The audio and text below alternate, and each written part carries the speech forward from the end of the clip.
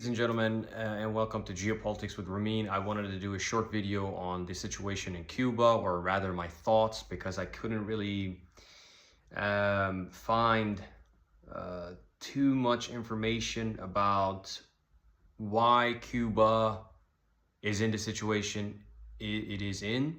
Of course, I know large part of it is due to the criminal US embargo, but from what I've heard from different analysts, the Cuban government has tried to get closer to the United States, actually, in terms of trade relations instead of with the BRICS.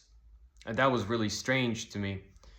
Why is that? And there are speculations that the Cuban government were the ones who turned away the Russian oil tanker. I think it's called Universal, if I'm not mistaken. Exactly, Universal. And it was carrying around 270,000 barrels of diesel fuel.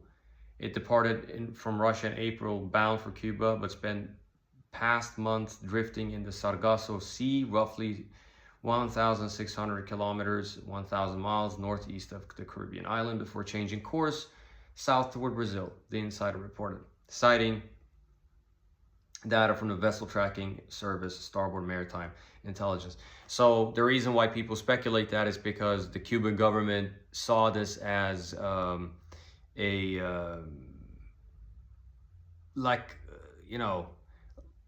to give in to one of Washington's demands, so they can drop sanctions on the island nation.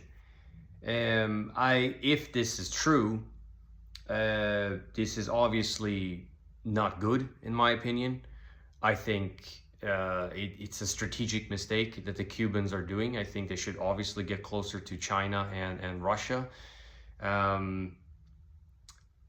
But I don't know. I feel really bad for the Cuban people. They are being absolutely strangled, starved by this criminal regime in Washington, and it's been doing so for some time. But obviously, it's way worse right now. And it's mainly Marco Rubio that is pushing this policy of destroying Cuba. But some people say that, Cuba should have invested more in renewable energy. I looked into this quickly, and perhaps in the comment section you can correct me, but Cuba has already invested quite a lot in solar panels, as far as I know. I don't know if it was enough, but to my knowledge, no modern economy today can run on renewable energy only. That's pretty much impossible. You can use it partially, but not solely. And when America is hammering down its embargo even further, blocking oil and diesel and so forth, obviously it's going to lead to a collapse. And unfortunately, I think once they're done with their shenanigans in the West Asia region, fighting Iran and so forth, they might attempt a military invasion on Cuba, because it doesn't seem that they're not happy with, let's say, a Deng Xiaoping reform in Cuba. They want the Cuban government to just disappear, go away.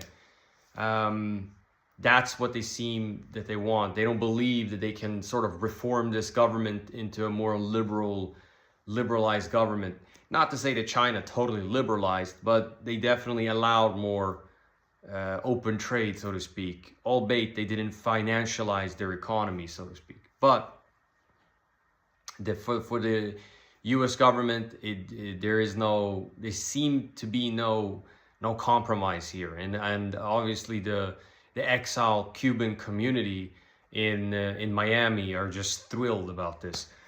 And you know, one of the reasons why I wanted to make this video is because I feel like a large portion of the anti-imperialist left have, well, I wouldn't say anti-imperialist left, but perhaps the left, the mainstream left, and I'm not part of that, but you know, those guys you used to see with the Che Guevara shirts and posters and stuff like that. Cuba is not even on their radar anymore. You know, when I used to go to some of these pro-Palestine demos, I didn't really see the Cuban flag that much. I don't think I saw it at all, to be honest. The only thing that I could say that Cuba made as a mistake, perhaps, that was to not do what China has done, right? That is to say, invest in multiple oil sources of oil. You know, buy from Russia, buy from, you know, I don't know, Iran, Nigeria, whatever. Cuba didn't do that. Instead, they relied solely on Venezuela. And when you knocked out Venezuela, unfortunately, this is the end result.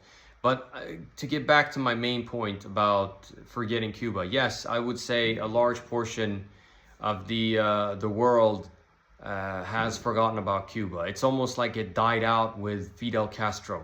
You know, he was the guy that really had the charisma and all of that. And unfortunately,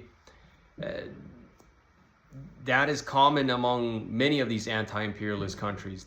To a certain extent, that was the case with Venezuela as well. You had Hugo Chavez. He was a very, you know, charismatic leader.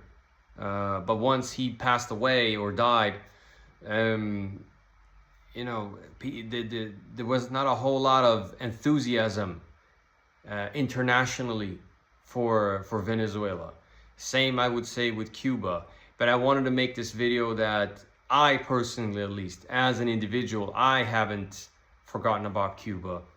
Not that my thoughts or my solidarity per se perhaps will do much anyway, but yeah, I think we all should be infuriated right now. This small island nation in the Caribbean is being choked to death by the world's largest military power.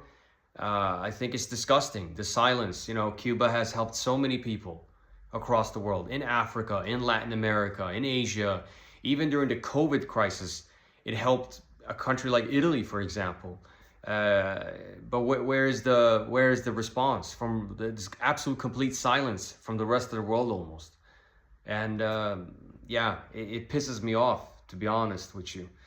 Cuba is one of those countries I really wanted to visit in my lifetime, but you know, time, resources, and unfortunately this. I mean, I think a likelihood of the overthrow of Cuba is very, very high. I can't see how Cuba is gonna sustain this. Some say that it's not gonna be a walk in the park. Perhaps not. But you overthrow that government and there will be almost like a Vietnam style type of guerrilla warfare thing going on. Could be true. I'm not saying low-tech warfare isn't possible. In fact, it's actually very effective. We've seen this with the Houthis, to a certain extent with the Iranians as well. It's a bit more cost-effective. But in the Cuban scenario, I don't know how they're gonna sustain that. Cuba is an island. It's hard to smuggle weapons in and the materials. It's not like Colombia, for example. But I could be wrong. Maybe they, you know, manufacture their own stuff in the jungle somehow. If there would ever be, if the Cuban government would fall and the communist government would start a guerrilla insurgency. But these are all scenarios that I'm just thinking way ahead. The point of this video is that I want people to have Cuba in their thoughts and their minds. We should be out there, you know, protesting against this cruel and fascistic embargo, in my opinion. So solidarity with Cuba and the Cuban people. That's it for this video. If you like this video, hit the like button, hit the subscribe button, hit the share button. It's much appreciated. Thank you very much.